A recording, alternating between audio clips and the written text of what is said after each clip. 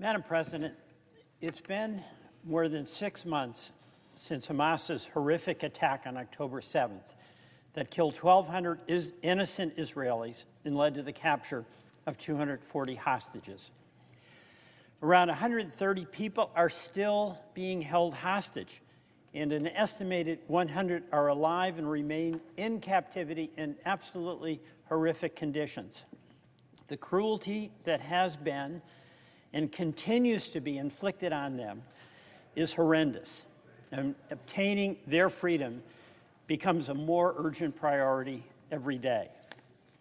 But in the past 6 months, Israel's indiscriminate bombing has obliterated most of Gaza's infrastructure. Nothing has been spared. And more than 33,000 Palestinians have been killed, and other 7,000 are believed to be buried beneath the rubble. And among the dead are hundreds of aid workers and health workers. Nearly 2 million people have been displaced. Aid trucks are lined up for miles in Egypt, waiting to get into Gaza, while the bombs and shells keep exploding. The magnitude of this calamity is staggering. Now, 6 months into this war, Prime Minister Netanyahu has announced that a date has been set for an invasion of Rafah.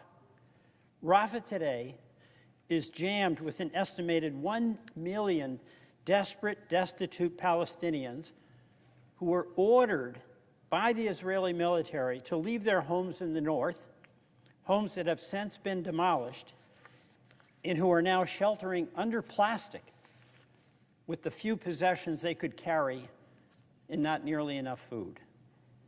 And last week, less than a month after Jose Andres briefed me and other senators on the daunting challenges his remarkable organization, the World Central Kitchen, faces in getting food to desperate families in Gaza, Israeli missiles destroyed 3 of their vehicles and killed 7 of their aid workers. The descriptions and coordinates of the World Central Kitchen vehicles that were targeted and had been shared with the Israeli military. There was nothing about those vehicles or the people in them that could reasonably have been confused with Hamas. The vehicles were far apart. They were labeled as World Central Kitchen vehicles. Each was targeted and destroyed separately. The deadly attacks on aid and health workers in Gaza has become shockingly common. World Central Kitchen and other humanitarian organizations, which so many people depended on, have had to suspend operations in Gaza. This incident and the killings of other aid and health workers must be thoroughly and independently investigated. Calling it a mistake begs the question. We need to know what happened and why. This outrageous attack on aid workers and Prime Minister Netanyahu's plans to invade the very place his government told Palestinians to go is the latest evidence that the way the Netanyahu government is conducting this war is terribly wrong. It's yet another tragic reason why a ceasefire is immediately needed. Madam President, our priority must be to secure a ceasefire, to free the hostages and get adequate food, water, and medical care to the Gazan population before more innocent people die needlessly. This was affirmed unanimously in the resolution recently adopted by the UN Security Council. But rather than acknowledge Israel's responsibility to implement that resolution and secure a ceasefire, Prime Minister Netanyahu criticized the United States for allowing it to pass. He said the U.S. abstention harms both the war effort and the effort to release hostages. Madam President, I could not disagree more. After 6 months of relentless bombing, the war in Gaza has been a disaster. It has been a disaster not only for the Palestinian people, but for Israel, for the United States, for the hostages, and for the cause of peace and security in the Middle East. Last week, families of the hostages were among the tens of thousands of Israeli protesters calling for Netanyahu to resign. Madam President, we need to ask ourselves,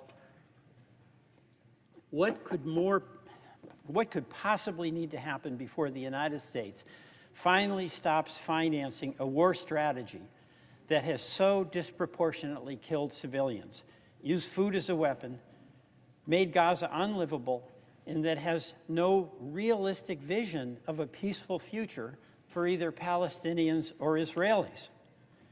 I believe that the time has already come. Israel does not need more bombs for Gaza. The United States should stop paying for this.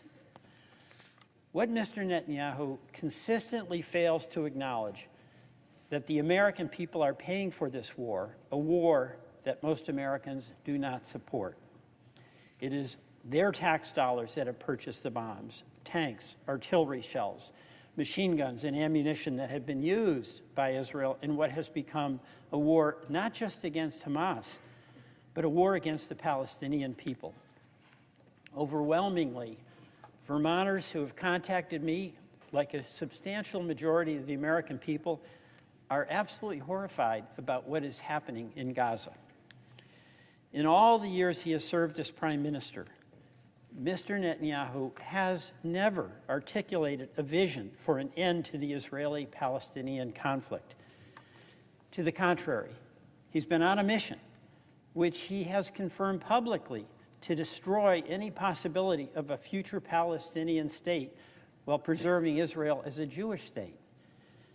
Those goals are fundamentally incompatible if Israel is to remain a democracy, and we support the Jewish democratic state of Israel. Yet on March 22nd, the Netanyahu government announced the largest seizure of land in the West Bank since 1993. Madam President, nothing can excuse the brutality of Hamas. We all know that, which for years has squandered precious resources that could have been used to improve the impoverished lives of the people of Gaza.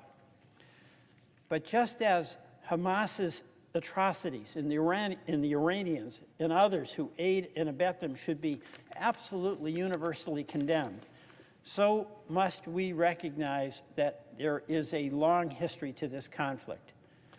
For years, the United States, Republican and Democratic administrations, and this Congress has unconditionally supported increasingly extreme right-wing governments led by Mr. Netanyahu, even though he has consistently acted in ways that are directly contrary to our policies, our principles, and our national interest. In the West Bank, in the past 3 years alone, Israeli land seizures, settlement construction, demolitions of homes, and violence against Palestinians have soared in flagrant violation of international law. But rather than hold the Netanyahu government accountable, U.S. government officials keep repeating the same tired refrain that such actions, quote, are an obstacle to peace, and nothing changed. And despite evidence of human rights violations by Israeli soldiers, the Leahy Law has never been applied to Israel, not by this administration or any of its predecessors. And meanwhile, Congress has continued to approve billions of dollars unconditionally for the Netanyahu government. Madam President, I've spoken many times about the humanitarian crisis in Gaza. Month after month, as Gaza was being destroyed, I and others have called for greater access for aid trucks and the protection of civilians and aid workers. I've called for an indefinite ceasefire. President Biden has called for a ceasefire. Vice President Harris has called for a ceasefire, and so has the UN Security Council. And Prime Minister Netanyahu has ignored it all. The humanitarian crisis has grown steadily worse, and the war is far from being won. Netanyahu's strategy in Gaza is reminiscent of that famous quote of an unnamed U.S. major in Vietnam who said it became necessary to destroy the village in order to save it. That's what's happening to Gaza. It won't work here as it didn't work there. Nobody disputes Israel's right to go after the perpetrators of the October 7th massacre. But that atrocity and that security failure did not provide license for Israel to go to war against an entire population, killing tens of thousands of defenseless people, targeting aid workers, preventing life-saving aid from getting to the victims, all while the hostages remain trapped underground, not knowing if they will survive another day. This is not the Israel the American people have supported and defended, with my support, with $300 billion since its founding 75 years ago, far more aid than we've provided to any other country. And so Jose Andres said, Israel is better than the way this war is being waged. You cannot save the hostages by bombing every building in Gaza. You cannot win this war by starving an entire population. The words of Chef Andres. Madam President, I recognize that the Prime Minister makes his own decisions, and it is for the Israeli people to hold him accountable. But he is not, and in my view, has never been, a credible partner for the United States. Combating ruthless terrorists like Hamas is a challenge we face, Israel faces, the world faces. But this war is not making any of us safer from terrorism. It is creating the next generation of terrorists. With an invasion of Rafah looming, the Biden administration has warned Mr. Netanyahu that unless there is a credible plan to relocate the Palestinians who are trapped there, such an invasion would cause unacceptable civilian losses. That, however, does not appear to have dissuaded Prime Minister Netanyahu. World opinion has shifted sharply against Israel and the United States. The administration, while calling for a ceasefire and more humanitarian aid, is simultaneously sending more bombs and ammunition to Israel. It's an inconsistency that is not sustainable. It's long past time for the U.S. to adopt a consistent policy, to stop financing a war strategy that was deeply flawed from the very beginning, a strategy of unending death and destruction without any plan for what comes next. Instead of prolonging this catastrophe, let's use our influence and our resources to advance a consistent policy for the Middle East, a policy that has to be grounded in the recognition that the people of Israel will never be secure without upholding the inherent rights and dignity of the Palestinian people as well.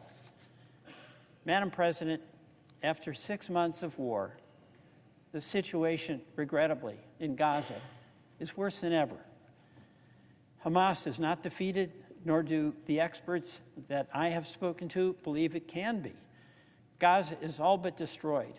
2 million Palestinians lack the basic necessities of life and have nothing to return to. We need to change course. The hostages need to come home. The killing needs to stop. The war must end. Madam President, I yield back.